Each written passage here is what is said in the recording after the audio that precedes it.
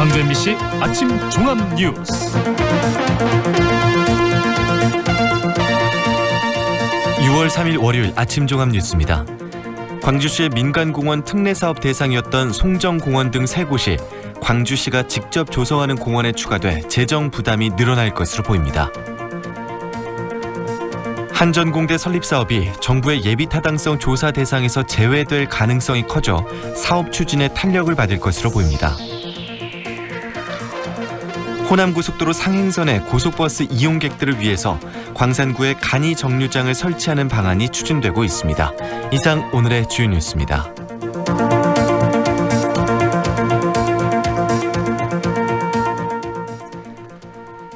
장기 미집행 도시공원의 공원 부지 지정을 해제하는 공원 일몰제 시행이 이제 1년여 앞으로 다가왔습니다.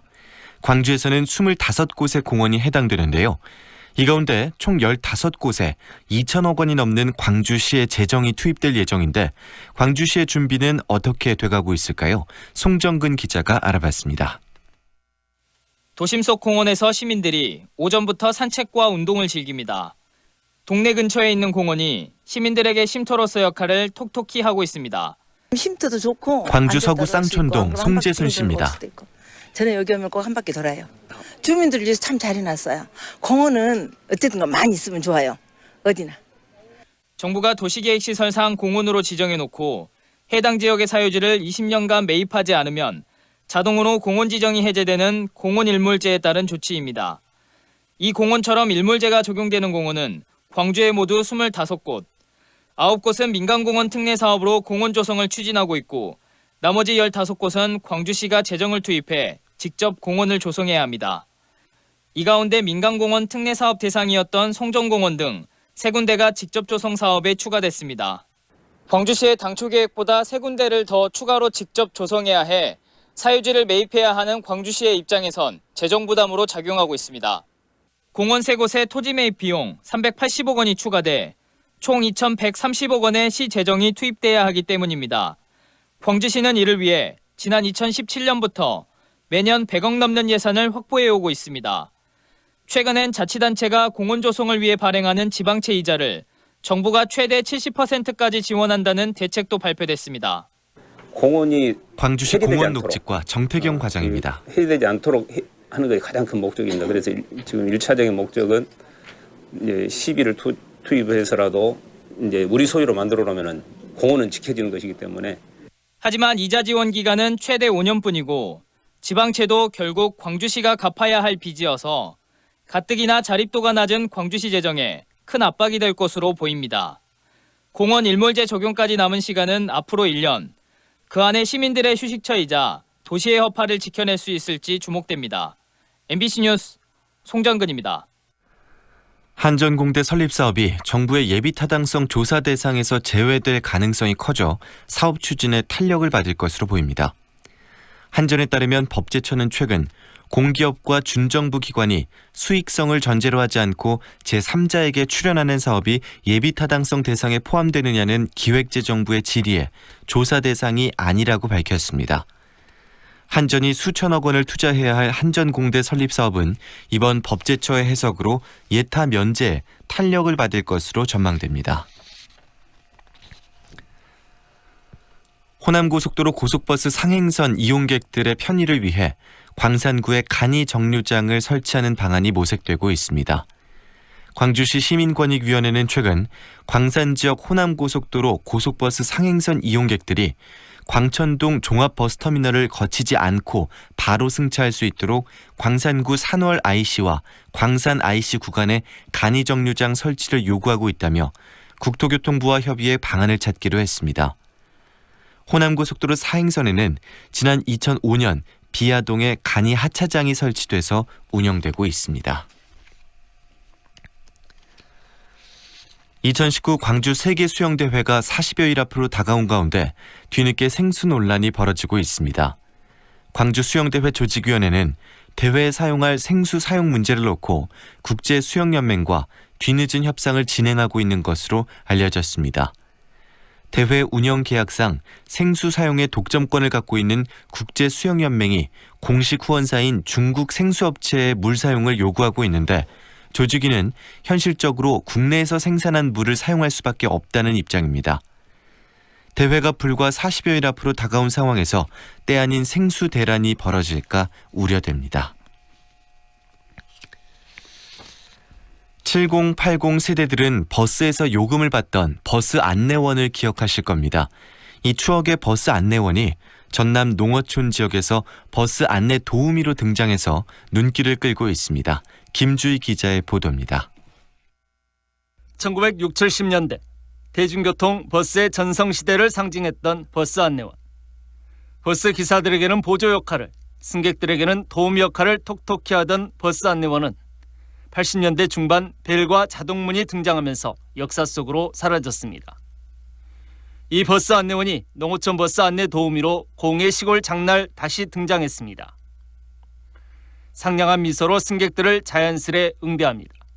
아는 자식 몇 명인데? 고흥군 버스 안내 도우미 최영숙 씨입니다. 어머 많이 더 나왔네 많이 더 나. 어머. 어르신들의 불편한 몸을 부축하고 무거운 짐까지 옮겨주며 오고 가는 살가운 대화. 시골 인심까지 넉넉히 묻어납니다. 이런 거 들어줄게. 고흥군 과영면 배복엽 어르신입니다. 짐도 들어주고 그러니까 좋아. 장에 다닐 때 힘드니까 고흥군 과영면 송숙자 어르신입니다. 감사하고 고맙고. 고흥군이 도내 처음으로 선발한 농어촌 버스 안내 도우미는 모두 5명.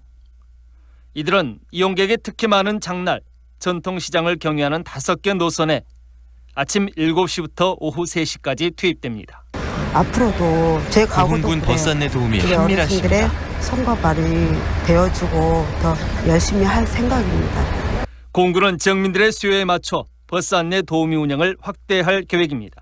어르신들의 불편을 해소하기 때문에 황진동 고흥군 교통운수 좋습니다. 담당입니다. 그래서 이러한 효과들을 저희들이 분석을 해서 앞으로 혼잡 노선에 대해서도 추가로 확대 운영할 계획에 있습니다. 기억에서조차 서서히 사라져가던 추억 속의 버스 안내 도우미. 농어촌 지역의 급격한 고령화 추세 속에서 교통복지 정책의 일환으로 다시 등장한 버스 안내 도우미가 새롭게 주목받고 있습니다. MBC 뉴스 김주희입니다. 4월 전남 지역의 건설 수주액이 5,700여억 원으로 집계됐습니다. 호남지방통계청이 발표한 자료에 따르면 올해 4월 전남 지역의 건설 수주액은 지난해 같은 달에 비해 16.1% 증가한 5,747억 원으로 전국 건설 수주액의 5.1%를 차지했습니다. 발주자별로는 공공부문이 46.6% 감소했지만 공사 규모가 큰 민간 부문은 건설업과 석유화학 업종의 발주가 늘면서 17.9% 증가했습니다. 무면허로 음주 교통사고를 내고 운전자를 바꿔치기 한 혐의로 기소된 운전자가 항소심에서도 실형을 선고받았습니다.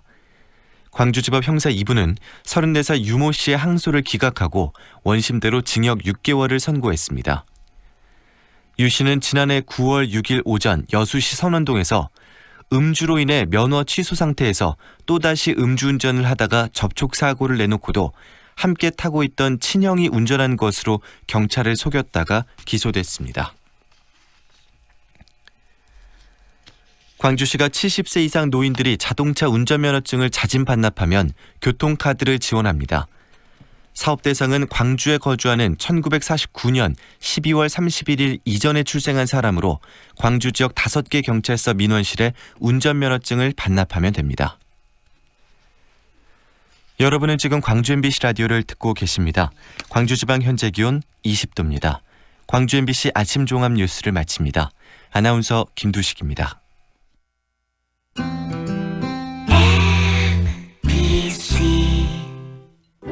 연기자 정동환입니다. 가끔 그 사람이 떠오를 때면 저도 모르게 하늘을 올려다봅니다. 누구나 그렇지요.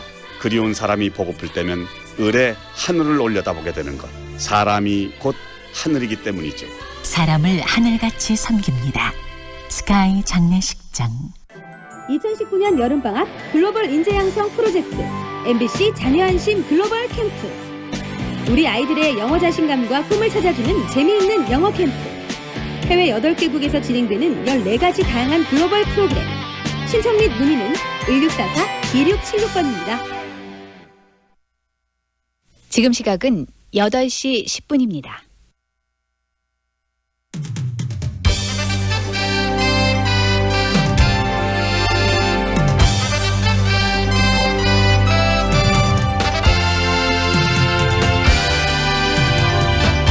황동현의 시선 집중.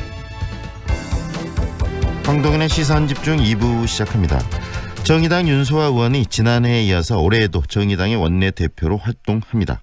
선거법을 비롯한 개혁입법 패스트트랙 지정으로 여야 갈등이 심화되고 있는 이 국회에서 내년 총선 전까지 1년, 정말 중요한 1년이 되지 않을까 싶습니다. 당장 6월 국회를 정상화해야 되는데 그 부분도 쉽지 않아 보이는데요. 오늘 윤소아 정의당 원내대표 만나보는 시간 준비했습니다. 그리고 민주평화당 의원총회에서 3선 국회의원 유성업 의원이 새로운 원내대표로 선출이 됐는데요. 민주평화당도 굉장히 중요한 1년이 바로 올해부터 내년으로 이어지는 바로 이 1년입니다. 총선을 앞두고 있는. 그리고 총선을 앞두고 이 정계 개편에 대한 이야기들이 나오고 있는 시점에서 민주평화당의 역할이 그 어느 때보다도 정치적인 지형 변화에 큰 영향을 주지 않을까 싶은데요. 1년 과연 어떻게 이끌어갈지 민주평화당을 새롭게 맡게 된 유성엽 민주평화당 신임 원내대표의 이야기도 오늘 듣는 시간 준비했습니다. 누가 봐도 교통사고 피해자인데 전방 주시 등 주의를 기울이지 않았다는 이유로 사고의 책임 일부를 져야 하는 경험들 다들 한 번쯤은 있으실 텐데요. 앞으로는 가해자 100% 과실 등이 가능해지기 때문에 억울한 피해자가 줄어들 것이라는 말이 나오고 있습니다. 교통사고의 과실 비율 기준이 어떻게 바뀌는지 오늘 정보를 드리는 시간 준비했습니다. 양회영 전국손해사정사협회장을 만나는 시간 준비되어 있습니다. 황동현의 시선 집중 계속됩니다. 우와, 통돼지 바비큐! 역시 우리 사장님이 최고! 즐거운 야유회, 체육대회. 최고의 맛으로 즐거움을 더하다. 통돼지 바비큐 출장 서비스 쿠바하우스. 알뜰한 가격, 통돼지 바비큐 출장 서비스 쿠바하우스. 062-351-7711. 도시의 풍경을 바꾸는 제1풍경체. 이제 광주 북구의 풍경을 바꿉니다. 새로운 중심에서 만나는 1556세대 프리미엄 대단지 제1풍경체 센트럴파크. 광주의 변화는 풍경체로부터. 6월 오픈 예정. 1899-2195 제1건설. 상무와 수완이 가까운 프리미엄의 중심 무진로 지나리체 리버뷰가 옵니다. 무등산 영산강 특급 조망 원스톱 중심 생활을 누리는 명품 중대형 무진로 지나리체 리버뷰 6월 오픈 예정. 062-223-0002 진화건설. 좁은 국토를 효율적으로 활용하여 에너지 영토를 넓혀가는 기업이 있습니다. 탑솔라. 생명의 가치를 높이고 미래의 변화를 준비합니다. 하늘의 태양을 땅의 태양으로. 탑솔라. 5월 빌리브 트레비체의 이름으로 특별한 122분을 모십니다. 공원 속 상록회관 자리에 스카이브리지 커뮤니티, 닥트인 파노라마 뷰까지. 광주에 없던 하이엔드 클래스. 세상의 부러움에 산다. 빌리브 트레비체. 062-367-1000번 신세계건설이 시공합니다. 주말부터 이어진 더위가 오늘까지도 이어지겠습니다. 많은 지역에서 30도를 웃돌며 한여름 더위가 나타날 것으로 보이는데요. 대구 등 영남 곳곳으로 폭염주의보가 내려져 있습니다. 무엇보다 모레까지 낮더위가 지속되면서 폭염특보가 확대되거나 강화될 가능성도 높습니다. 오늘 미세먼지 상황은 양호합니다. 하지만 볕이 강하게 내리쬐면서 자외선과 오존지수 매우 높아지겠습니다. 이번 주 수요일까지는 때이른 폭염이 계속되고요. 폭염은 현충일인 목요일 남부지방을 시작으로 금요일에는 전국에 비가 내리면서 수그러들겠습니다. 현재 광주의 기온은 16도, 습도는 81%입니다.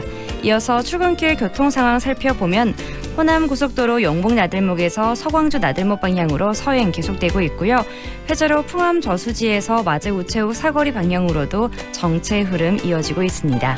지금까지 좋은 아침 좋은 일자리 광주 전문 취업 어플 사랑방자 벽찬 날씨와 교통정보의 한아름이었습니다.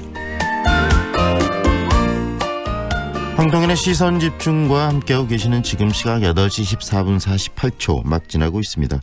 정의당 윤소아 원내대표가 당내 원내대표로서 1년간 이 당내에서 이 정의당을 이끌게 됐는데요. 당장 여러 현안들이 많습니다. 오늘 윤소아 대표 만나서 전화 연결을 통해서 앞으로 계획 듣겠습니다. 안녕하세요, 대표님. 네, 안녕하세요. 정의당의 윤소입니다. 네, 정의당이 원내 또 1년을 더 맡게 되셨는데요. 뭐 여러 가지 또 책임감도 더 크실 것 같습니다. 소감 한마디 해주시죠. 네, 무엇보다도 국회에서 어렵게 패스트트랙으로 지정된 선거법, 공수처법 등을 꼭 통과시켜서 정치개혁과 권력기관 개혁을 끝까지 책임지라는 뜻이겠죠. 네. 그리고 제대로 된 좀 민생개혁을 원내에서 앞장서서 정의당의 이름으로 이끌어라라는 그런 명령으로 드리겠습니다. 네. 네. 지금 뭐 다른 원내 대표분들도 만나고 그러셨는데 어떤 이야기들을 주로 하셨습니까? 네, 이인영 민주당 원내대표를 시작으로 해서 사당 원내대표 쭉 만났는데요. 네. 지금 뭐 아시다시피 거의 5개월째 멈춰서 있는 국회 정상화 문제가 가장 우선이죠. 네. 그리고 이제 추경 예산이라는 게 시기를 놓치면 효과가 반감되고 의미도 떨어지게 돼 있지 않습니까? 네. 지금 고용 관련 기금이 이미 바닥이 났습니다. 그리고 그 강원 산불 등 지금 꼭 필요한 예산인데 더 늦기 전에 빨리 처리하자고 했고요. 특히 민주당에 대해서는 네. 자유한국당을 설득하는 건 좋은데 너무 거기 매이지 말고 빼고라도 우선 국회 문이라도 열자 이런 겁니다. 그래서 4분의 1 이상이면 소집 요구를 할 수 있거든요. 네. 그것부터 좀 하면서 가능한 상임위 활동부터 해서 국민들이 자유한국당에 대해서 평가할 수 있도록 만들어내야 된다. 자꾸 매이지 마라 이런 이야기를 했죠. 네. 그리고 다른 분들 또 뭐 특히 가장 중요한 이 제1야당인 자유한국당 나경원 원내대표와 어떤 대화를 나누셨는지도 궁금한데요. 저 3분하고 그 대통령 발언 때문에. 네. 글쎄요. 나경원 원내대표에게 그랬습니다. 아니 왜 화면에서만 같은 국회의원으로서 봐야 되냐. 국회에서 이렇게 만나니까 그렇지 않느냐. 내일부터라도 당장 좀 해라. 뭐 의지는 있다고 그러는데 뭐 어제 또 3당 교섭단체에서 또 뭐 들어오지 못한다 지금 현재. 네. 자꾸 전제 조건을 그때그때마다 이렇게 내거니까 거기에 대해서 좀 일침을 놓은 것이죠. 네, 이 3당 교섭단체에서 지금 뭐 어제도 만나고 계속 또 이야기가 되고 있는데 6월 국회를 지금 빨리 열어야 되는 이 상황이 중요한 건데 지금 열리지 못하는 안타까움이 있습니다. 앞으로 지금 우리 정의당 1년을 또 맡아서 원내에서 이 대표로서 활동하시면서 가장 빨리 시급하게 해결해야 될 부분들은 어떤 것이다라고는 책임감을 갖고 계시는지도 한 말씀 해주시죠. 예, 우선은 중요한 과제가 세상을 바꾸겠다는 촛불의 그 정신을 현실화하자 이겁니다. 네. 20대 국회가 단순히 막 총선만 바라보고 하는 게 1년이라는 활동의 부분을 어떻게 충실히 다할 것이냐. 네. 그래서 이제 첫걸음을 뗐습니다만 정치개혁과 사법개혁을 완성시키는 것 하고요. 또 한편으로는 이제 지금 뒤로 후퇴하려고 하는 탄력근로제 기간 연장이나 주휴수당 폐지 이런 부분에 대해서는 분명한 제지를 해야 될 것 같고요. 네. 특히 이제 우리 광주 전남 지역에서도 이게 상당한 문제가 되고 있는 골목상권, 즉 복합 쇼핑몰이라든가 이런 부분을 위한 유통산업발전법 개정 그리고 이제 농민수당에 대해서요. 네. 좀 광역 자치단체에서 할 수 있도록 국회 내에서 그 근거를 마련해주는 농민수당 문제, 네. 그 민생 관련 문제하고 한반도 평화를 다시 국회에서도 좀 지지하고 지원하는 그런 역할들을 해야겠다 하는 것이 우선 과제라고 봅니다. 네. 지금 자유한국당에서는 패스트 트랙으로 지금 들어있는 선거법 개정안이나 그다음에 여러 가지 개혁 입법들 이런 부분들에 대해서 다시 협상을 하자는 입장이고 또 그것을 전제 조건으로 지금 이 국회를 문을 여는 부분들을 이야기하고 있는데 그 부분은 협상의 여지가 있습니까? 지금 자유한국당의 모습을 보면 적반하장 딱 이거라고 이렇게 말씀드리고 싶고요. 아니 합법적인 패스트트랙을 놓고 그러니까 논의는 얼마든지 가능합니다. 들어오지도 않고 자꾸 네. 전부 합법적으로 해서 만들어놓은 부분에 어깃장을 놓고 있는 것인데 6월은 법적으로 열게 되는 임시회입니다. 네네. 그렇기 때문에 이것까지 보이콧하면 국민들께서 이거 좌시하겠어요. 자유한국당 지지도도 자기들은 뭐 결집에서 대단히 고무되어 있었는데 이제 계속 추락하고 있잖아요. 네. 이게 결국 자승자박 아닙니까? 그래서 지금이라도 네. 정신 차리고 들어와야 됩니다. 그래야 자기들 사는 길이에요. 국민들이 지금 인내의 한계가 지금 다루고 있거든요. 네. 그래서 오늘부터라도요. 저는 저희 정의당에서는 그 소집 요구서부터 좀 돌릴 그런 생각을 하고 있습니다. 적극적으로 지금 임시국회 자체 소집부터 시작을 하겠다는 말씀이신데요. 문이라도 열어야 될 거 아닙니까? 네네. 그리고 중요한 부분들이 지금 현재 이번에도 원내 교섭단체 그 세 정당이 만나서 어제 회의를 하고 그랬었는데 지금 정의당과 이 민주평화당이 원내 교섭단체였다가 지금 다시 교섭단체가 아닌 상황이고 두 당의 연합전선이 깨져 있는 상태인데 그 부분을 복원하실 계획은 있으십니까?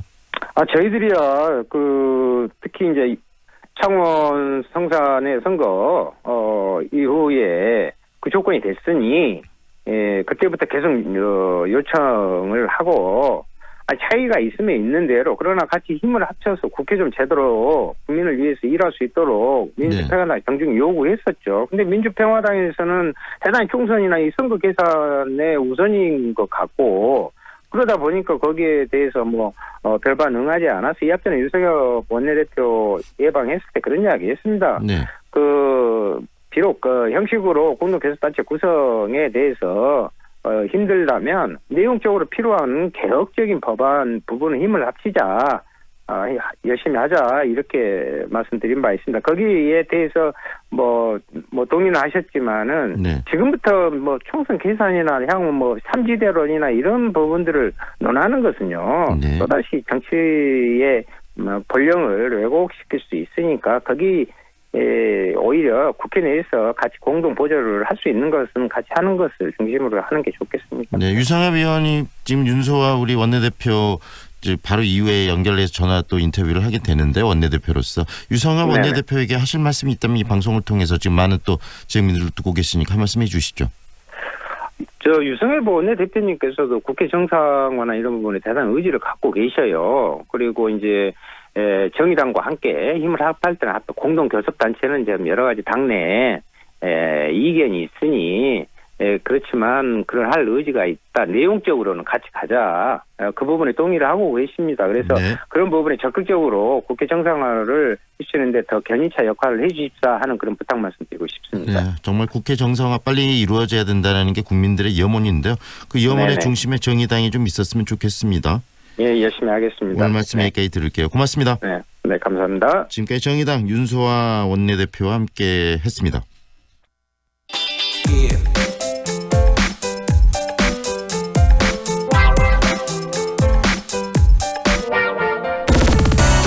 지난 14일에 민주평화당 의원총회를 통해서 삼선 국회의원인 유성엽 의원이 새 원내대표 민주평화당을 원내에서 이끌게 됐는데요. 이 민주평화당이 여러 가지 현안들이 많습니다. 여러 또 이 정계 개편 이야기의 중심에 민주평화당이 있기도 하고요. 또 개혁 입법에서의 역할도 굉장히 중요할 것 같은데요. 앞으로 1년 과연 민주평화당의 원내를 어떻게 이끌어 나갈지 이야기 듣겠습니다. 유성엽 원내대표 연결합니다. 안녕하세요, 대표님. 예, 안녕하세요. 네. 대표님 이렇게 전화 연결이 되셨으니까 지역민들 많이 또 우리 의원님을 원내대표 활동도 하시지만 의원님으로서 지지하는 분들도 많이 계시거든요. 인사 말씀부터 먼저 해주시겠습니까? 예.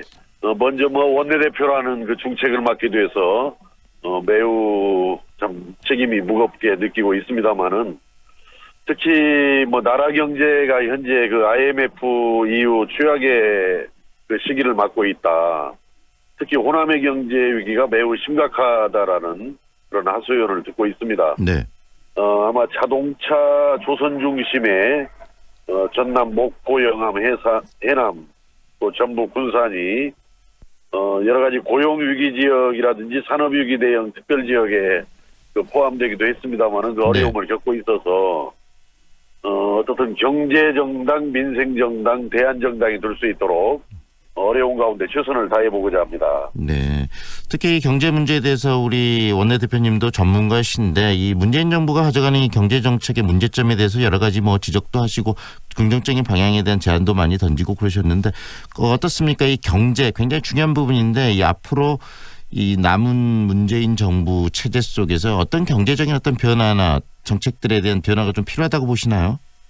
지금까지의 그 경제 정책에 대한 아주 근본적이고 대대적인 전환이 없다면은 우리 경제는 굉장히 어려운 상황으로 치달을 것으로 그렇게 예상이 됩니다. 네. 어떻든 이명박 박근혜 정부로 이어졌던 그런 경제난의 원인을 제대로 규명하지를 못하고 있어요. 문재인 정부가. 네. 거기에다가 잘못 설계된 소득주도 성장 정책을 과속을 하면서 또 경제를 점점 어렵게 만들어가고 있는데 대전환을 거듭 촉구합니다. 예. 네, 그런 대안들도 좀 야당에서 던져주셔야 될 것 같고 앞으로 그런 역할을 하셔야 될 것 같은데 지금 당장에 6월에 이 국회를 열자고들 이야기를 하고 있는데 열리고 있지 않습니다. 그 부분은 어떻게 보세요? 원래가 지금 보면은 2월달, 4월달, 6월달에는 그 1일날 자동으로 국회가 열리도록 지금 국회법에 규정이 되어 있어요. 그런데 그렇게 열리고 있지 않아 가지고 참으로 답답한 심정인데 특히 그 5.18 진상조사위 구성 문제 또 5.18 역사 왜곡 처벌 특별법 문제 이것은 원래는 5.18 이전에 좀 처리를 했었어야 할 사항인데 그때 시기도 놓쳤고 또 5월까지라도 좀 했어야 되는데 벌써 5월을 넘기고 6월 아닙니까? 네네.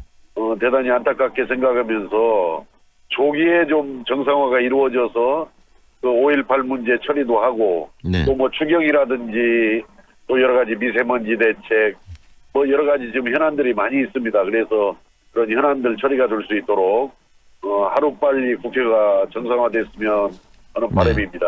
예. 국회 또 이 정상화 과정에서 지금 현재 교섭단체 이 더불어민주당과 이 바른미래당 그리고 자유한국당 새 원내대표 모여서 지금 뭐 회의도 하고 그랬었는데 아직까지 답은 못 찾고 있습니다. 그런데 결국은 이런 회의 중심에 또 이 교섭단체로서 참여하는 것도 굉장히 중요할 것 같은데 지금 민주평화당과 정의당은 현재 교섭단체로 활동을 하다가 현재는 교섭단체가 깨진 상태인데 숫자가 부족했기 때문에 다시 교섭단체를 연합해서 구성했으면 좋겠다가 지금 정의당의 입장인데 민주평화당의 그 부분에 대한 입장은 어떻습니까? 사실 우리가 민주평화당이 정의당과 공동교섭단체를 작년에 구성했던 것은 선거제 개혁이라는 그런 공동의 목표를 이루기 위해서 갔던 것인데 사실은 정의당과 우리 민주평화당은 그런 정체성이나 지향에 있어서 많은 차이가 있습니다. 경제 문제, 또 성장과 복지를 바라보는 관점 문제, 또 노동 문제 등에 있어서 많은 그 차이가 있기 때문에 총선을 1년 정도 남겨둔 이 현재 상황에서 그 정의당과 공동교섭단체를 구성하는 것이 바람직할 것이냐. 여기에 대해서는 좀 회의적으로 보는 분들이 많이 있어서 뭐 현실적으로 좀 가능하지가 않을 것 같습니다. 현재로서는. 그 부분이 현실적으로 정책적인 차이, 정책에 대한 인식 차이가 있기 때문에 그런 개혁 입법의 중심에 있어서 이 교섭단체로서 활동하기는 쉽지 않다. 이렇게 보시는 거네요. 그렇습니다. 예. 그래서 그렇지만 이 작년 1년에 그 교섭단체로서 활동했던 그 중심에는 바로 선거제를 개혁하자는 그런 공통의 어떤 관심이 있었다는 말씀도 하셨는데 이 선거제 개편안이 지금 패스트트랙에 올라가 있는데 이 개편안에 대해서 좀 불안하다, 일부 좀 바뀌어야 한다 이런 입장도 우리 원내대표께서 밝히신 것으로 알려지고 있는데 그 내용은 어떤 겁니까? 지금 현재 불안한 부분 어떤 부분이고 개혁의 필요성이라면. 우리나라 정치개혁, 정치 발전을 위해서는 그 연동형 비례대표제로 선거제를 개혁하는 것이 아주 필수적이라고 생각을 하고 있고 꼭 이루어져야 할 일이다 이렇게 생각을 하고 있는데 어떻든 현재 그 패스트트랙에 올라탄 선거제 개혁안 4당 간에 합의를 해서 올렸지 않습니까? 그 개혁안은 제가 볼 때는 국회에서 부결될 가능성이 매우 큽니다. 지금 현재로서는.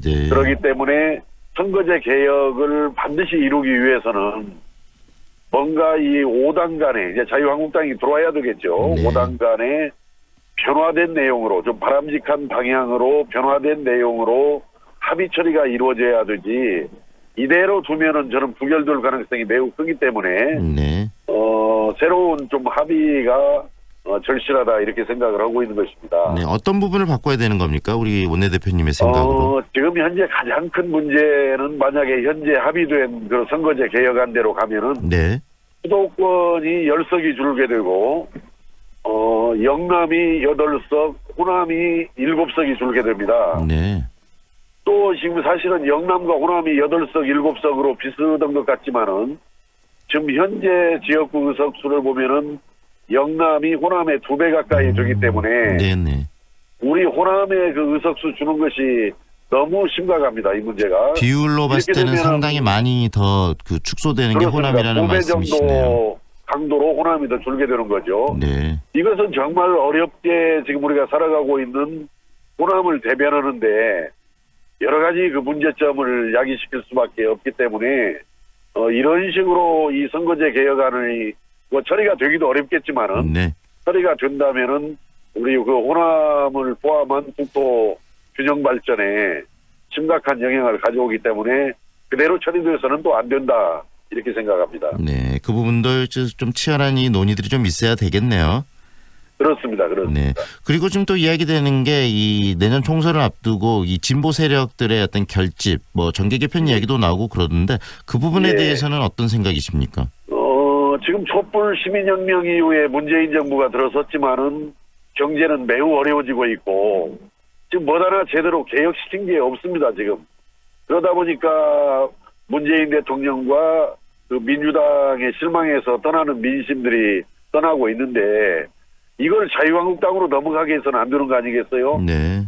그래서 저는 어떤 새로운 제3신당이 좀 대동을 해서 이 떠나는 민심을 우리가 좀 받아낼 수 있도록 노력을 해야 된다. 근데 아마 그 중심에는 그 4분 오열되고 지리멸렬해진 제3세력들을 정비하는 것도 중요하지만은 네. 이명박, 박근혜, 문재인 정부로 이어지는 이 경제난의 원인을 찾아서 거기에 적실한 어떤 정책 대안을 제시해야만이 더불어민주당을 떠나는 민심을 우리가 받아낼 수 있다 이렇게 생각합니다. 그래서 네. 그런 의미에서의 제3신당을 추진을 하려는 것이죠. 네. 그렇다면 제3신당에 대한 정체성 또 논란들이 여러 가지 이야기가 좀 있을 것 같은데 방금 우리 대표님께서 이야기해 주신 측면에서는 경제적으로 지금 이명박 정부 때부터 계속되어 있는 어떤 경제적 정책 실패에 대해서 대안을 던질 수 있는 정당 그리고 예. 또 정치적으로 봤을 때는 좀 진보적인 색깔의 정당 이렇게 이해를 할 수 있을까요? 뭐 꼭 진보를 강조하는 것은 아닙니다만은 어떻든 이 나라의 개혁은 계속해서 필요하지 않겠어요? 네네. 그러나 이 개혁이라는 것도 우리가 먹고 살기 위해서 개혁을 하는 건데 네. 경제가 이 무너진 상태 속에서는 안 되는 거죠. 그래서 어떻든 경제정당, 민생정당, 대안정당을 우리가 지향하자. 이것이 지금 현재 저희들이 갖고 있는 기본적인 생각입니다. 네. 이 앞전 총선, 20대 총선 막 그 시작할 때 국민의당이 던졌던 어떤 정책적인 대안 방금 그런 부분들이 방금 우리 원내대표께서 말씀하신 부분과 좀 일맥상통하지 않는가 싶은데 그때의 어떤 모습들을 다시 좀 되찾자. 그 당시 국민의당의 어떤 정체성이나 이런 부분을 다시 되찾아가자는 의미로 이해할 수도 있을까요? 그때 사실은 국민의 정당이 어떻든 그 반문재인 정서에 힘입어서 호남 지역에서 아주 그 압승을 했던 건 사실입니다만은 네. 그런 정책적인 부분에 있어서는 당시 국민의당도 미흡했던 게 사실입니다. 만약에 그 경제 문제에 대해서 그런 문제의식을 가지고 제대로 나갔더라면은 네. 38석이 아니라 훨씬 더 많은 의석을 얻을 수 있었을 것인데 과거에 그 국민의당 시절에 미흡했던 점을 우리가 좀 더 되돌아보고 반성을 해서 네. 더 강화시켜 나가면은 과거 국민의당에 얻었던 그런 성과보다도 훨씬 더 많은 성과를 얻을 수도 있다. 이렇게 생각합니다. 네. 앞으로 1년 굉장히 중요한 1년입니다. 그리고 그 중심에 우리 유성애 원내대표의 역할이 크실 것 같은데 앞으로 1년 민주평화를 어떻게 이끌어 나가실지도 한 말씀 해 주시죠. 앞에서 뭐 많은 말씀들이 네네. 나왔습니다만은 저희들이 민주당 이중대에 머물러 가지고는 저희들이 살 길이 없다라고 생각합니다. 민주당과 차별화를 하면서도 국민의 민생, 나라의 경제를 확실하게 챙기고 또 대안을 제시할 수 있는 그런 제3세력으로 거듭날 수 있도록 노력을 하겠습니다. 네, 이렇게 인터뷰해 주셔서 고맙습니다. 예, 감사합니다. 지금까지 민주평화당 유성엽 원내대표와 함께했습니다.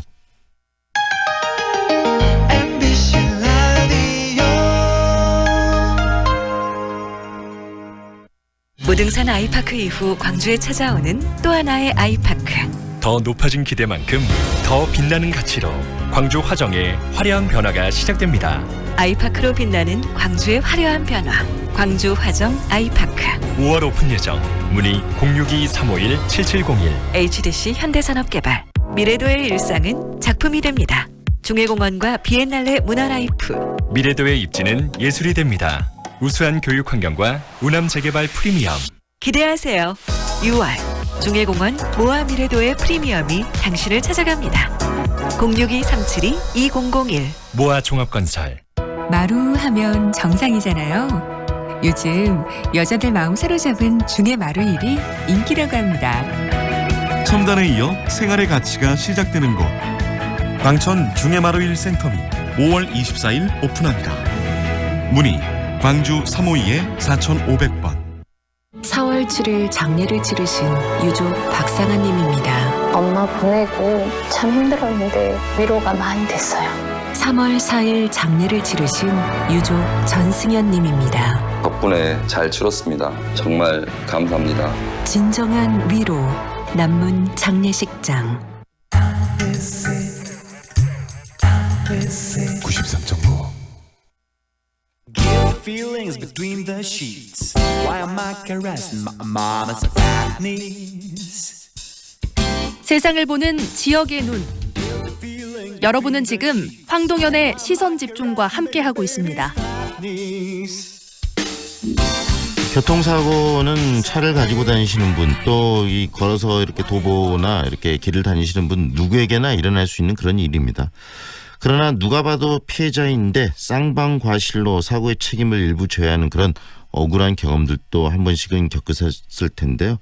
대개는 경황이 없고 또 잘 몰라서 보험사에게 의지하는 경우가 많습니다. 앞으로는 이런 억울한 상황이 좀 줄어들 것으로 보이는데요. 피하기 어려운 교통사고의 과실 비율 기준이 개선된다고 합니다.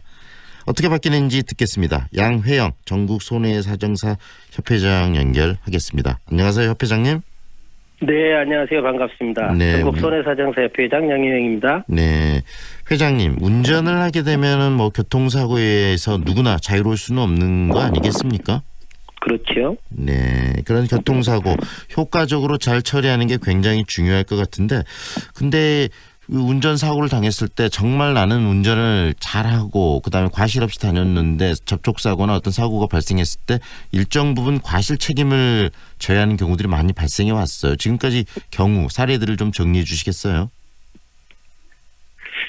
자동차 대 자동차가 사고가 발생했을 때 상대방 운전자하고 나의 과실을 몇 대 몇으로 정할 것이냐 하는 게 과실 비율입니다. 차 대 차의 경우인데요. 네. 자동차 대 사람의 경우는 과실 상계율이라 하여 서로 다른 개념이죠. 네네. 그래서 방금 이야기하신 이 과실 비율에 대해서 좀 이야기를 해주셨으면 좋겠는데, 이 차와 차가 부딪혔을 때 나는 별로 큰 문제가 없었는데도 불구하고 일부 과실을 책임지는 경우들이 발생한 거 아니겠습니까? 네. 그렇죠. 네. 그런 부분들의 네. 예. 지금까지 왜 그런 부분들이 발생했는지 과실 비율에 대해서 이야기를 좀 해주시겠습니까? 도로를 운전하는 자동차 운전자들 사이에는 서로 믿음이 있어야 합니다. 이 믿음이 깨지면 교통은 엉망이 됩니다. 이러한 믿음을 신뢰 원칙이라고 하는데요. 예컨대 상대방 자동차가 신호를 위반하고 운전할 것까지 예측하고 운전을 해야 된다면 운전이 매우 두려운 일이 될 수 있습니다. 즉 신호 위반, 중앙선 침범, 뒷차의 선행 차량 후미 추돌 등은 이러한 신뢰 원칙이 지켜져야만 합니다. 그래서 이러한 신뢰 원칙을 깬 상대방이 과실 비율이 100%가 돼야 되는데 네. 그동안 그렇지 못했지요. 네. 네, 바로 그런 부분들이지 않습니까? 그러면 이 과실 비율이라는 게 정확하게 어떤 의미를 갖고 있는 건지 쉽게 한 번 더 설명을 해주시겠어요? 사례를 한번 들어볼까요? 네. 가장 대표적인 것이 내가 1차로를 진행하고 있을 때 2차로를 달리던 차량이 갑자기 1차로로 끼어들게 하는 경우입니다. 네. 이 경우에 정상 진행 중이던 1차로 차량과 끼어든 차량과의 과실이 과거에는 보험회사들 간에 3대 7로 관행적으로 사고 처리를 했습니다.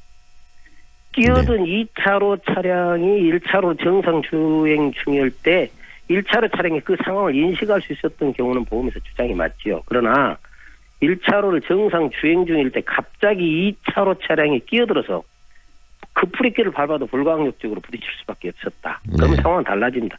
이 경우는 당연히 1차로 차량의 과실이 없어야 억울함이 없게 되는 겁니다. 네네. 그동안 보험회사는 업무 편리를 위하여 3대 7로 사고 처리를 해왔던 것이죠. 그게 어떤 이 제대로 된 그런 게 아니라 보험사의 편의에 의해서 그런 식으로 이 운전자들, 사고 운전자들이 피해를 봤다는 이야기인가요, 회장님? 그렇습니다. 네. 그런데 이번에 법이 바뀌고 규정이 바뀌면서 이런 부분들이 좀 개선된다면서요? 좀 개선이 됐지요. 어떻게 개선되는지 알려주세요. 네, 방금 설명드린 급차선 변경의 경우 이제 100대 0으로 처리 가능합니다. 네. 그리고 3차로는 직진과 우회전이 동시에 가능하고 4차로는 우회전만 가능한 경우에 3차로 차량이 선행하여 우회전하고 있는데 4차로 차량이 직진하던 중에 사고가 발생한 경우 4차로 차량이 일반 과실이 됩니다. 과거에는 3차량 과실을 20% 정도 책정을 했었습니다. 네. 그리고 사례를 몇 개 더 들어볼게요. 네네. 1차로는 좌회전만 가능하고 2차로 차량은 직자가 동시에 가능한 차로에서 1차로 진행 차량이 직진이 불가능함에도 직진을 하다가 2차로에서 정상적으로 좌회전한 차량과 부딪히는 경우 1차로 차량의 100% 과실이 됩니다. 또 하나 사례를 들면요. 네. 서로 반대 방향 교차로에서 신호 위반을 하고 진행해오는 상대 차량과 정상적으로 신호를 위해 유턴하던 차량이 부딪히는 경우 반대 방향에서 신호를 위반하고 진행해온 차량의 과실이 100%가 됩니다. 네. 방금 설명드린 사례는 과거 피해자도 일부 책임을 졌던 상황들인데요. 네. 가해자의 100% 책임을 이번에 바뀌었거든요. 다름이 아니라 갑자기 다른 방향으로 운전을 하면 상대 운전자의 신뢰가 깨지는 것. 즉 신뢰 원칙이 지켜져야 교통에도 평화가 온다. 뭐 이런 뜻입니다. 네. 같은 맥락에서 칼치기 사고 하실 겁니다. 네. 이제 100% 가해자 책임입니다. 같은 차로 뒤에서 있던 뒷차가 앞차를 무리하게 추월해서 갑자기 끼어들면서 사고가 나는 상황인데요. 네. 그동안 피해 차량도 20% 정도 과실 책정이 되어 억울함이 있었습니다. 이럴 때도 이제 앞차 운전자는 뒤째 갑작스러운 추월을 예상하지 못했기 때문에 가해자가 100% 책임을 지는 것이 맞습니다. 이런 가해자 과실이 100% 책임인 경우가 그동안에는 40여 가지였었는데 네. 개선돼서 이제 70여 가지 대폭 늘어나게 된 것이죠. 그런 부분들을 구체적으로 좀 정보를 얻고 싶으면은 뭐 어디에 들어가면 됩니까? 가장 쉽고 확실한 방법은 저희 전국 손해사정서 협회로 과실 비율을 문의하셔가지고 자기 권리를 찾는 것이 가장 쉽고 빠른 방법이다. 이렇게 보실 수 있습니다. 그리고요 또 이 차와 오토바이 사고도 좀 유념할 필요가 있는데 차에 지나치게 무거운 지금 과실 비율이 책정돼 왔다는 지적들도 있었는데 그 부분들도 좀 이번에 개선이 된다면서요. 그 소개 좀 해주세요. 자동차는 오토바이에 비해서 덩치가 크지요. 네. 오토바이는 또 외부로 사람이 노출이 돼 있고 그래서 자동차가 우월적 지위했기 때문에 과실 비율 책정에 있어서 더 중하게 과실 책임을 져야 한다는 우자 부담 원칙이 있었어요. 네. 그래서 오토바이 운전자의 과실보다는 약 10% 정도 오토바이가 더 적게 보던 경향이 있었는데요. 최근에는 오토바이 운전자의 교통법규 위반 사고가 빈번하고 오토바이 운전자가 무리하게 끼어들기를 감행하는 등 사고가 많이 발생합니다. 그래서 오토바이도 자동차 똑같이 위험하므로 오토바이 과실도 이제 자동차 동등하게 적용하겠다. 뭐 이런 취지로 보시면 될 것 같습니다. 네, 그 사고의 그 과실에 대한 부분뿐만이 아니라 여러 가지 뭐 인식에 대한 변화까지도 지금 이번에 그 새롭게 지금 만들어지고 있다는 생각이 드는데 이렇게 변화를 준 이유는 어떤 겁니까?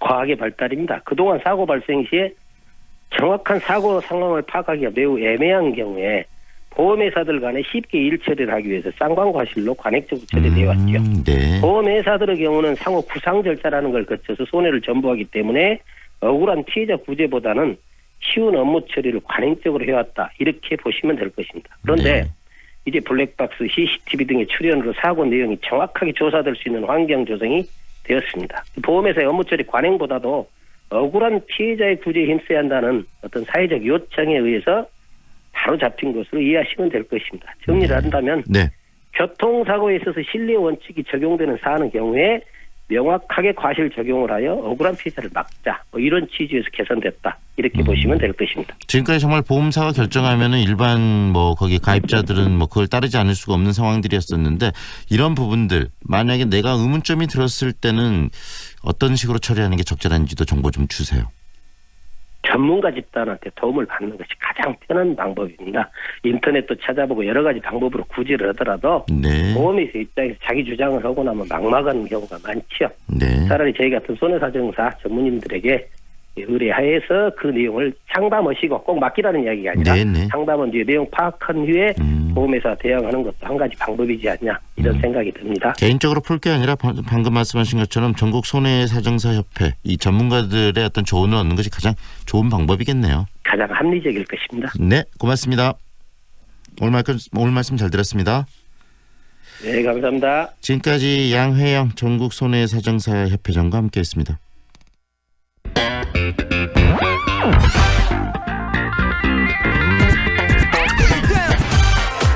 다양한 남도의 소식과 함께하는 시간이죠. 오늘은 전남 동부권 소식 남도일보 윤종채 국장 만나보겠습니다. 안녕하세요, 국장님. 예, 안녕하십니까. 네, 이 백운산이 서울대학교 무상양도 관련해서 지역과 또 뭐 서울대학교 측 굉장히 갈등들이 많았었는데 기획재정부가 최근 백운산의 서울대학교 무상양도는 더 이상 없다라고 밝히면서 이 문제가 좀 정리가 되는 분위기예요. 소식 좀 전해주시죠. 예, 그렇습니다. 최근 서울 정부청사에서 국무조정실 주재로 열린 백운산 무상양도 및 국립공원 지정 관련 관계기관 실무자 2차 회의에서 백운산 학술림 무상양도와 관련해서 광양시는 한제골 443헥타르는 절대 불가하며 추산시험장 일원 268헥타르에 대해 조건부 수용하되 백운산 휴양림 일원 196헥타르를 광양시에 유상 양도해 줄 것을 요구했습니다. 네. 반면에 서울대는 남부 학술림 16,213헥타르 중 최초 요구 면적인 935헥타르의 무상 양도를 요구했습니다. 네. 이에 대해서 기획재정부는 국유 재산의 무상 양도는 최소 면적으로 국한한다면서 더 이상 무상 양도는 없다고 못 박았습니다. 네. 서울대의 학술 연구 활동을 위한 무상 양의 요구는 현 상태에서도 교육부의 포괄적 사용화가 조건이며 제한이 없으며 네. 소유권과는 별개로 서울대의 요구와는 불가하다는 입장을 분명히 한 것입니다. 이와 함께 광양시의 백운산 휴양림 이런 무상양도 요구도 불가 입장을 밝혔습니다. 네, 지금 이 부분이 백운산 지키기 운동과 좀 연계되어 있는 거 아니겠습니까? 너무나 네, 물론 그렇습니다. 이 어떤 학술적인 부분이 있다고는 하지만 서울대학교에서 너무나 일방적으로 이런 부분들에 대해서 요구사항이 많다라고 지역에서 생각하고 또 백운산 지키기 운동을 펼쳐봤는데 언제부터 시작됐는지 그리고 그동안의 과정은 어땠는지도 소개 좀 해주시죠. 예, 백운산 지키기 운동은 지난 2010년 제정된 서울대 법인화법에 따라 백운산이 서울대에 무상양도되는 것을 저지하기 위해서 2011년 7월 광양읍 서천변에서 2천여 명의 시민들이 모인 가운데 백운산 지키기 시민행동 출범식을 가지면서 시작됐습니다. 네. 백운산 지키기 시민행동은 서울 상경 집회를 비롯한 각종 집회와 정부, 국회, 서울대 항의 방문, 성명서 발표, 시민 토론회, 시민 8만 3천 명 서명 등 무상양도 저지 투쟁을 전개해왔습니다. 이후 백운산 국립공원 추진위원회와 백운산 지키기 협의회로 이어오면서 백운산을 서울대로부터 지키기 위한 활동을 펼쳐왔습니다. 네네. 특히 지난 4월 10일에는 정의나 지역 출신 국회의원과 함께 이낙연 국무총리를 면담하고 2010년 제정된 서울대 법인화법에 따라 백운산이 서울대에 무상양도되는 것을 막기 위한 그동안의 과정을 설명하고 이제 더 이상 광양 시민들이 백운산 문제로 고통받는 일이 없도록 국립공원 지정에 힘써줄 것을 당부했습니다. 네. 이에 이 자리에서 이낙연 총리는 서울대학교가 백운산의 소유권을 주장하는 것은 바람직하지 않다면서 국무조정실이 나서서 서울대학교와 환경부, 교육부 등과 잘 협의해서 풀어갈 수 있도록 하라고 지시를 해서 그저께 서울 정부청사에서 국무조정실 주재로 관리행정기관 실무자 2차 회의가 열리게 됐었습니다. 네, 기획재정부가 나름대로 해서 판단했고 그다음에 백운산 지키기 운동의 입장들이 좀 반영된 결과가 지금 나온 것으로 보이는데요. 그런데 이 과정에서 지금 국립공원 이 백운산 지키기 협의회가 정현복 광양시장의 이 사과를 촉구했다는데 그 이야기는 또 어떤 이야기입니까? 예, 백운산 지키기 협의회는 지난달 29일 성명서를 발표하고 광양시가 백운산 국립공원 지정을 서울대로부터 백운산을 지키기 위한 방안으로 추진했다는 설명에 따라 환경부는 광양시가 백운산 국립공원 지정을 포기한 것으로 간주하고 있다는 정의나 국회의원실의 보고가 있었다면서 광양시가 백운산 국립공원 지정을 포기한 것은 지난 8년 동안 심의를 기울여온 광양 시민들의 땀과 노력을 한순간에 물거품으로 만들어버려 실망을 넘어서 분노하지 않을 수 없다고 밝혔습니다. 네. 특히 백운산 지키기 협의회는 광양시의 백운산 국립공원 지정 포기는 정연복 시장의 어정쩡한 태도에 기인한다면서 정연복 시장은 자신이 추진하는 사업에는 명확한 소신을 갖고 있을지 모르나 찬반 민원이 함께하는 일에 대해서는 이것도 저것도 아닌 어정쩡한 태도를 취했다고 주장했습니다. 결국 국립공원 지정에 지금 소극적인 정연복 시장을 지금 질타한 내용이네요. 그렇습니다. 예, 백운산 지키기 협의회는 또 정연복 광시장의 그런 소극적인 태도에 대해서 굉장히 좀 불만이 많은 것 같습니다. 예, 그렇습니다.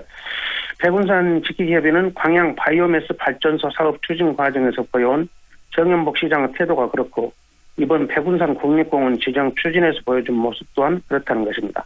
말로는 발전소 건립을 반대한다고 했고 실제 발전소가 들어서지 않도록 행동한 일은 아무것도 없으며 네. 백운산 국립공원 지정과 관련해서 일부 주민들의 반대 민원이 대두되자 이들에게 진실을 알리고 이해를 구해보기도 전에 발을 빼버렸다는 것입니다. 네. 또 정연복 시장이 어린이 테마파크나 이순신 대교 주변 관광 조성 사업에 쏟고 있는 관심의 반의 반만 백운산 국립공원에 가져도 국립공원 지정은 가능한 일이라면서 과연 정연복 시장은 광양의 미래를 어떻게 그려가고 있는 것인지 묻지 않을 수 없다고 덧붙였습니다. 네. 그러면서 백운산 국립공원 지정 포기의 책임이 광양시에 있음을 분명히 밝히며 정연복 시장의 사과와 백운산 국립공원 지정을 위한 강력한 의지 표명으로 사태를 바로잡을 것을 요구했습니다. 네. 또한 광양시는 백운산 국립공원 지정 추진을 위한 TF팀 구성된 전담기구를 마련하고 백운산을 국립공원으로 지정하는 데 앞장설 것을 촉구했습니다. 네, 백운산 지키기 협의회에서 이 시장의 어떤 행동에 대해서 강력한 문제를 제기를 했는데 그 부분에 대해서 광양시는 어떻게 대응하고 있는지 그 입장이 궁금해지네요. 예, 광양시는 백운산 지키기 협의회의 성명서가 발표된 이틀 뒤인 지난달 31일 보도자를 통해서 백운산이 광양시와 구례군에 걸쳐 있고 구례 군민의 격렬한 반대와 백운산을 생활터전으로 생계를 유지해온 버러스 채취 농가 등 일부 시민들이 국립공원 지정을 반대하고 있는 현실을 감안해서 주민 홍보 및 이해와 설득의 시간이 필요하다고 판단해 시간을 갖고 지역민 간 갈등을 해소하면서 추진하는 것이 바람직하다고 설명했습니다. 네. 또 주민들이 백운산 국립공원 지정으로 인해 자연공원법에 따라 약초, 버러스 채취 활동 제약과 사유리 및 국립공원에 편입되면 땅값 하락은 물론이고 소유권 행사에 제약을 받는 등 현재보다 많은 불이익이 따를 것을 우려함에 따라 주민들의 설득과 이해를 위한 상호 공존의 시간이 필요할 것이라고 밝혔습니다. 네. 이와 관련해서 서경철 광양시 환경과장은 앞으로 광양시에서는 국립공원 지정 동의를 구하기 위해 반대 주민의 설득과 이해를 구할 것이고 주민 동의하에 국립공원 지정을 추진할 것이라면서 결코 백운산 국립공원 지정 추진을 포기한 적이 없다고 밝혔습니다. 네, 이 문제가 또 지역의 가장 뜨거운 이슈 중에 하나가 되지 않을까라는 생각이 듭니다. 오늘 말씀은 여기까지 들을게요. 고맙습니다. 예, 감사합니다. 지금까지 남도일보 윤종철 국장과 함께했습니다. 무등산 아이파크 이후 광주에 찾아오는 또 하나의 아이파크. 더 높아진 기대만큼 더 빛나는 가치로 광주 화정의 화려한 변화가 시작됩니다. 아이파크로 빛나는 광주의 화려한 변화. 광주 화정 아이파크. 5월 오픈 예정. 문의 062-351-7701. HDC 현대산업개발. 좁은 국토를 효율적으로 활용하여 에너지 영토를 넓혀가는 기업이 있습니다. 탑솔라. 생명의 가치를 높이고 미래의 변화를 준비합니다. 하늘의 태양을 땅의 태양으로. 탑솔라. Ready for Freedom Days? 오직 6월 한 달간 집 전 차종 휴가비 지원. 그랜드 체로키 최대 1,300만 원 할인 또는 여행 바우처 제공. 어디든 자유롭게 떠나라. Freedom Days Jeep. 5월 빌리브 트레비체의 이름으로 특별한 122분을 모십니다. 공원 속 상록회관 자리에 스카이 브릿지 커뮤니티, 닥트인 파노라마 뷰까지. 광주에 없던 하이엔드 클래스. 세상의 부러움에 산다. 빌리브 트레비체. 062-367-1000번 신세계건설이 시공합니다. 황동현의 시선 집중이 준비한 내용은 여기까지입니다. 오늘도 함께 해주셔서 고맙습니다.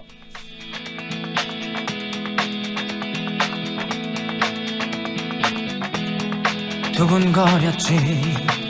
누군가 나의 뒤를 쫓고 있었고, 검은 절벽은 더 이상 발 디딜 곳 하나 없었지.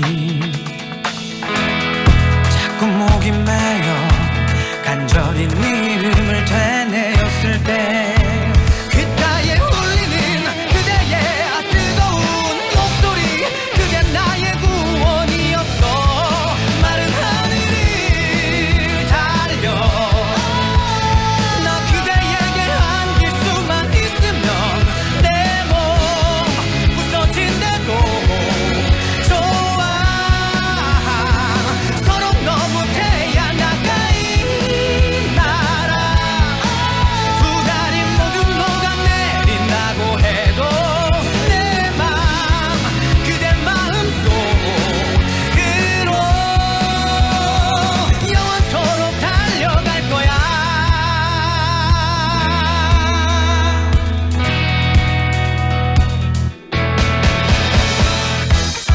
내가 미웠지. 난 결국 이것밖에 안 돼 보였고, 오랜 꿈들이 공허한 어린 날의 착각 같았지. 울먹임을 참고 난 몰래 네 이름을 속삭였을 때, 귓가에 울리는 그대의 뜨거운 목소리, 그게 나의 희망이었어. 지금 시각은 8시 57분입니다. 대한민국이 가장 사랑한 뮤지컬 지킬 앤 하이드. 120만 관객을 사로잡은 뮤지컬 지킬 앤 하이드가 역대 최고의 프로덕션으로 돌아옵니다. 전율의 무대를 선사할 완벽한 캐스팅. 지금 이 순간 다시 시작되는 신화 뮤지컬 지킬 앤 하이드. 6월 14일부터 16일까지 광주 문화예술회관 대극장. 예매는 인터파크, 티켓마루. 이 공연은 광주 MBC가 주최하고 광주 현지법인 광주 신세계와 함께합니다. 이 공연은 만 7세 이상 입장 가능합니다. 요즘 피싱 참 교묘해. 수사기관이라며 전화가 와서 내 계좌가 범죄에 노출이 돼서 돈을 보관해준다니까. 내가 보내 안 보내? 팀장님도 참 오래된 걸로 적으셨네. 저는 은행 직원이라며 전화해서 저금리 대출로 바꿔준다니까. 에이, 차장님 그것도 무시할 수 있죠. 저는 가족이 문자를 보내서 폰도 고장나고 인증서도 오류라니까 대신 송금한 거죠. 자자, 누구나 피해자가 될 수 있는 거니까 앞으로 확실히 실천하자고. 피싱 예방 3천 의심하고 전화 끊고 확인하고 피싱을 피하자. 공익광고협의회. 광주 MBC 카자흐스탄 문화 탐방. 알마티는 세계에서 가장 아름다운 도시다. 세계적인 소설가 해밍웨이도 극찬한 알마티. 차른 협곡의 웅대한 장광 속으로 만년설을 달리는 침블랏 스키장, 이시쿨 호수 유람선 체험과 하루의 피로를 녹이는 유황 온천욕, 하얀 설원을 바라보며 즐기는 나이스샷, 골프 체험까지 노쇼핑 노옵션, 온 가족과 즐기자. 카자흐스탄의 눈부신 매력 속으로 초대합니다. 자세한 문의는 광주 226-6070입니다.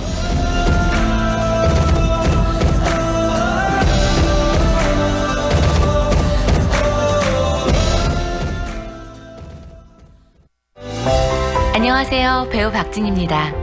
우리가 매일 보는 텔레비전, 귀로만 들어도 눈으로만 보아도 즐거움의 크기는 작아지지 않도록 미디어의 세상 모두에게 열려 있습니다. 장애인 방송 서비스로 모두가 동등한 세상을 만들어갑니다.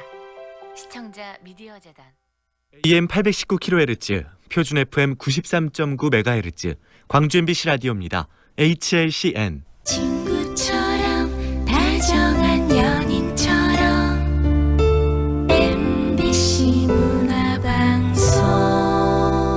여러분의 다정한 친구 광주문화방송이 9시를 알려드립니다.